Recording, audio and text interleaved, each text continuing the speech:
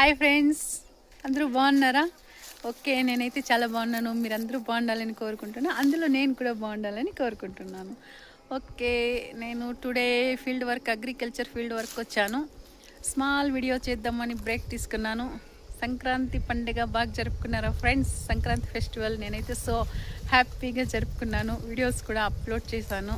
Today field visit చేసుకొని మీతో ఇలా సింపుల్ వీడియో చేద్దామని వీడియో చేస్తున్నాను ఫ్రెండ్స్. సంక్రాంతి ఎలా ఉంది? జోరుగా ఉందా?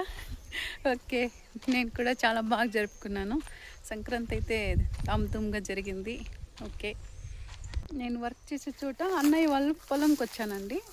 పొలంలో ఒక ఫ్రూట్ కనిపించింది, చాలా బాగుంది. అది మీకు చూపిద్దాం లైవ్లో అని వీడియో.